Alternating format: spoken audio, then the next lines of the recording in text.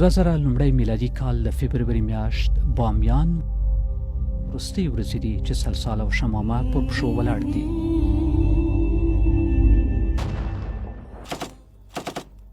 په دې جګړه ځپلې دره کې طالبان واکمنان دي.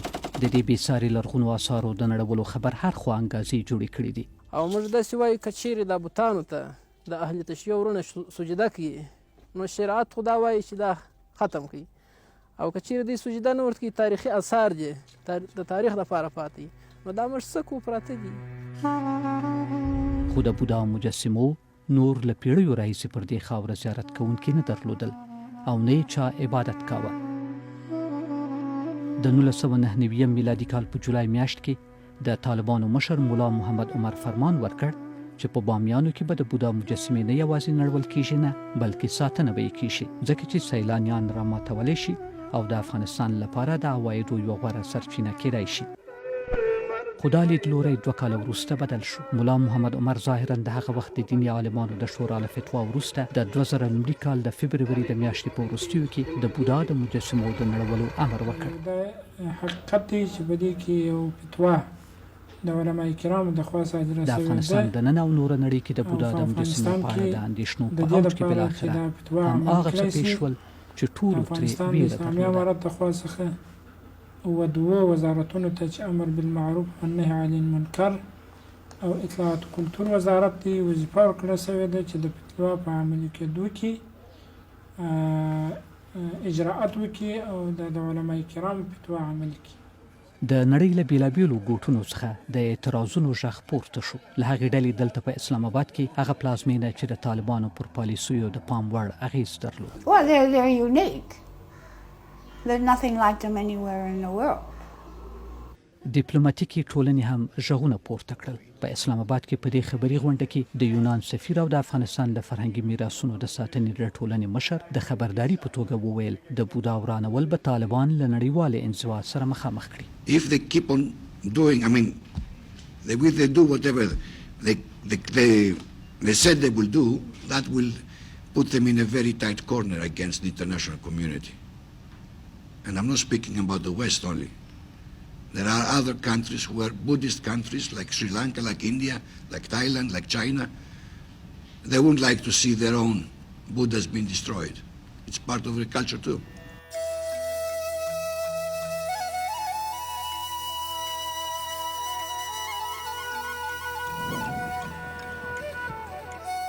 خو دلته په بامیانو کې د سلسال او شمامه د نړولو چارې پیل شوې وي او په چټکۍ روانې وي.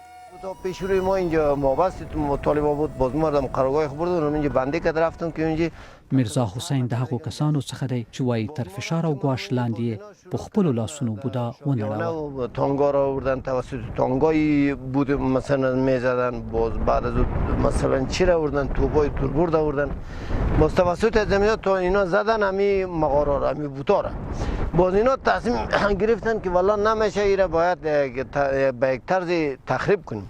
باز اینا رفتن مواد بمایی که از تیاره میندازه بمای کلان کلانه باز از این بما یک 21 دونه بم آوردیم. د بودا د مجسمو نړول هغه مهال یوه ستونزمنه او وخت نیونکې پروسه وه چې په ځینو مواردو کې تخصصي کار ته اړتیا درلوده. باز ما رو منجا از رسپان با این میکرد از مغارا باز میوردیم دم فرق بود استاد میشدیم باز وزیر برنامه میکردیم دم برنامه که پول خمری اینا طلب کردن باز در روزی یک مثلا انفجار دو انفجار تا تو روزی بوده که ما 3 انفجار هم داشتیم و این بود کلان به نام شامامه که ما بازیر انجینرای تکنیکی آوردن از مثلا پاکستان بود از عرب بود از کجا بود اینا باز آمدن اینجا توسط تکنیک باز تکنیک انجینری یا پیش رفتن.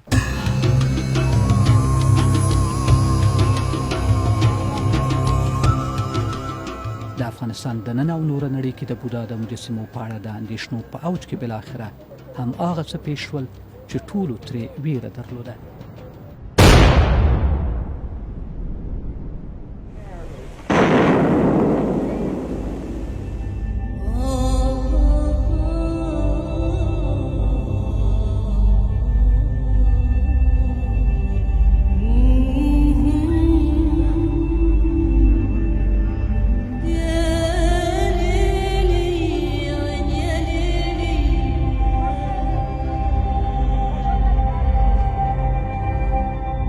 په بامیانو کې بودا په خاورو او دوړو کې پرېوت. شل کاله وروسته د بامیان اوسنۍ څیره. له سلسال او شمامه څخه د دې غره پر زړه له داغ پرته څه نه دي پاتې. هغه څه چې پاتې دي د هغو کسانو په ذهن کې خاطرې دي چې دا بېساري آثار یې له نږدې لیدلي وو. له دې ډلې کیټ کلارک چې هغه مهال په افغانستان کې د بي بي سي د نړیوال سرویس خبریاله وه، دا وایي د بودا د نړېدو په اړه د دې او د دې د همکارانو د راپور ورکولو وروسته د مولا محمد عمر په امر له افغانستانه وایستل شوه او د بي بي سي دفتر وتړل شو. I found this one of the most difficult things to report on. I had seen the Buddhas. I was quite lucky because it was very difficult to actually get to Bamiyan in those days. It was a garrison town. Most of the civilian population had been cleared out by the Taliban when they took Bamiyan. But we'd managed to get there on the road to Mazar-e-Sharif. Going from Kabul, we pulled off, and the Buddhas were extraordinary. مثلا نه برای افغانستان یک نمونه بود، برای جهان بودن. ما را در دست خود تخریب میکردیم و خیلی احساس ناراحتی هم داشتیم، ناامیدی هم داشتیم. حالی هم که ما میایم از اون زمان تا زمان خود ما راه معظم پیش بوتاس میبینیم، همون صحنه‌ای که مثلا ما انفجار میدادیم یا صحنه‌ای که یک تا انوال ما قد مرمی زد که تو چرا مواد نمیبری. ما در پشت ما داد که ما بردم مثلا در یک سموچ انداختم. اون صحنه که یاد ما میاد یک احساس یک ویرانه دیگه، یک احساس ناامیدی، یک ناراحتی میکنه. طالبان چې تازه تر خپل واک لاندې سیمو کې د لرغونو آثارو په ساتلو ټینګار کړی، ولې هغه مهال داسې وکړل او ولې مولا محمد عمر چې په 1999 میلادي کال کې د دې مجسمو د ساتلو ویلي وو، د 2000 لومړي کال په لومړیو کې د دې د ورانولو امر وکړ. د ازادي راډیو د پرلپسې غوښتنو سربیره په قطر کې د طالبانو د سیاسي دفتر استازو په دې اړه له ځواب ورکولو ډډه وکړه. د طالبانو پخوانیو چارواکو دې پوښتنې ته بیل بیل ځوابونه ورکړي. د 2021 میلادي کال د مارچ په 6مه نیټه د ازادي راډیو په ترشنه اسمان لاندې خپرونه کې عبدالحنان همت چې د طالبانو د واکمنۍ پر مهال د افغانستان د دولتي خبري اژانس باختر رئیس وویل چې د بودا مجسمې د دینی عالمانو په شرعي غوښتنه ویجاړې شوې. د بودا نړول د هغه وخت د یو شرعي محکمې حکم وو، د هغوی غوښتنه وه، د علماو غوښتنه وه، د شریعت غوښتنه وه، یو استثنایي حالت وو، یو استثنایی مورد وو. مولوي قلم الدین هغه مهال د امر بالمعروف او نهي عن المنکر رئیس وو. هغه اداره چې د اطلاعات او فرهنګ وزارت سره یو ځای ورته د بودا د مجسمو د نړولو مسئولیت سپارل شوی و. طالبای جنگی که در بامیان بودند از احساسات ازوا این مسئله به میان آمده و اونجا گفته می شد ما در اون زمان در سعودی بودیم در مراسم حج که آمدیم، امیرم شنیدیم که یک تعداد طالبای کشمیری که اونجا بودن در صفای جنگ این کار از پیش از وا پیش شد. هغوی چې هغه مهال حالات څارل وای، هغه وخت د طالبانو په لیکو او پالیسیو کې د جنوبي اسیا د هیوادونو د سختدریزو مسلمانانو رول زیات و. هغه مسلمانان چې د هند په نیمه وچه کې په سنتي ډول له بودایانو سره تربګنۍ درلودې. It was because there was increasing influence from not only from basically non-Arabs who were fighting with the Taliban, so that included the Arabs of Al-Qaeda, but also included Pakistanis who, of course, they carry the baggage of the whole, anti-Hindu culture, which South Asian, sort of radical South Asian Islamists have. خو د یو شمېر څارونکو په باور د طالبانو لخوا د بودا د مجسمو نړولو یوه بله انګیزه هم درلوده. طالبان په خپله واکمنۍ کې د ښځو د اساسي حقونو د پرسمیت نه پیژندو او تر خپل واک لاندې سیمو کې د سختو محافظه کارو عقایدو د عملي کولو په خاطر د نړیوالې ټولنې له سختو بندیزونو سره مخامخ وو. یو شمېر باور لري چې طالبانو د نړیوالې ټولنې د مخالفت په وړاندې د زور ښودنې او غچ اخیستنې د اقدام په توګه د بودا مجسمې ونړولې. زیات شمېر څېړونکي بیا په دې باور دي چې نه دا یو ډول عکس العمل و. خدای بخښلی مجده وایي چې طالبانو غوښتله چې د نړۍ هغه شمېر هیوادونو ته چې د دوی سره همکار نه دي هغوی ته یو عکس العمل وښيي او دغه عکس العمل په نتیجه کې د دې سترو مجسمو د ورانولو پرېکړه وکړله.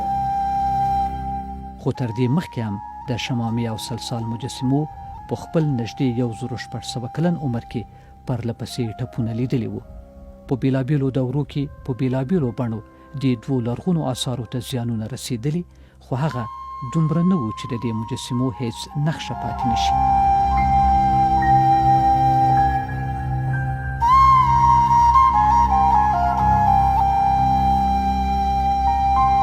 چنگیز زمانی که بامیان را تصرف کردن، عساکر ازیا برای اینکه توانمندی خود را آزمایش بکنن تیر و کمان خود را به پیشانی بودا می رساندن.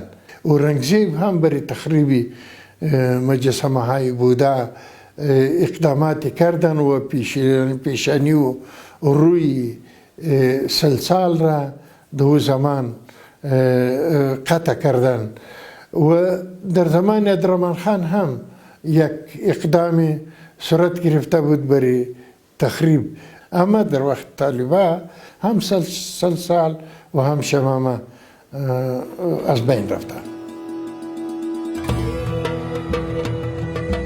په حقیقت کې پیړۍ مخکې د افغانستان په مرکز کې پروت بامیان د ختیځ او لویدیځ د پیوندولو څلور لارې ګڼل کېده. د ورېښمو د تاریخي لارې په اوږدو کې بامیان د چین او منځني ختیځ ترمنځ د سوداګریزو مالونو د تېرېدو او د بېلابېلو کلتورونو د یوځای کېدو مرکز و. سلسال هغه مجسمه چې 55 متره لوړه او په 6مه میلادي پیړۍ کې دلته د بامیانو په مرکز کې د غره پر سینه تراشل شوې وه، په نړۍ کې د بودا د ولاړو مجسمو تر ټولو ستره یبه وه. په 2000 کال کې د بامیانو د بودا له نړولو وروسته دلته په چین کې د بودا په ښار کې د دې مجسمې په وړې بڼې کار پیل شو. د دې لګښت $600,000 و او تر 300 بیا زیات کارګر پرې د کار لپاره وګمارل شول. 这个下面部分基本上我们是根据那个形大形往上把它焊接出来的，所以你要讲细部哈，某个地方肯定有不一定完全像，但是我们找到阿富汗那个时代的同样的幅像，把上面部分把它还原，所以应该说基本上是阿富汗的幅像，这个年代的幅像，应该这样讲。خو دلته په بامیانو کې د اصلي بودا د بیا جوړونې کار چیرته رسېدلی دی؟ د افغانستان د اطلاعات فرهنګ وزارت وایي هغه څه چې په تېرو 10 کلونو کې یې کړي د هغو نقشو د نورې ورانېدنې مخنیوی دی چې له سلسال او شمامې پاتې دي. تحکیمات خود رواق و بقایای بودا، مجسمه بودا تحکیم شدن چون خسارات زیادی را متحمل شده بود، با خصوص خود رواق که کتله بزرگی از جدار خود جدا کرده بود. تحکیم شد، برمکاری شد و دوخت صورت گرفته اونجا. و همچنان در قسمت زینه هایی که به قسمت بالایی این مجسمه ها تنظیم شده بود، این زینه ها هم دوباره ترمیم شد.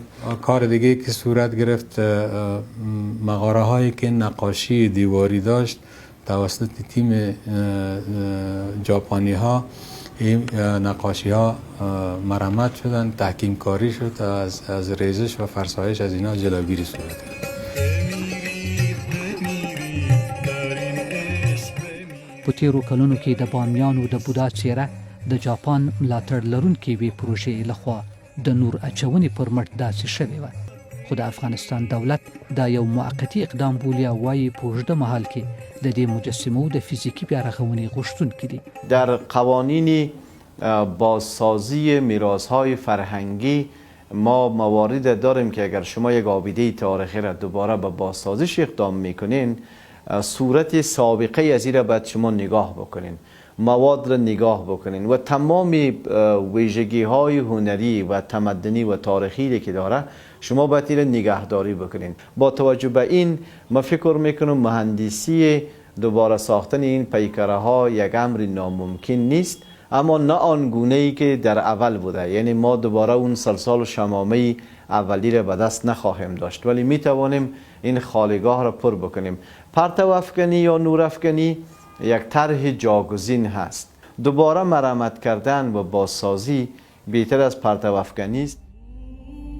د بودا نړیدلې مجسمې په همدې حالت کې هم د یونسکو یا د ملګرو ملتونو د علمي او فرهنګي ادارې تر څارنې لاندې د فرهنګي میراثونو برخه ده. یونسکو د دا ډول آثارو د بیا رغونې لپاره سخت قوانین لري. د سلسال او شمامې بیا جوړول شای د دې آثارو لرغونې څیره بامیانو ته ستنه کړي، خو تاریخي ارزښت نه.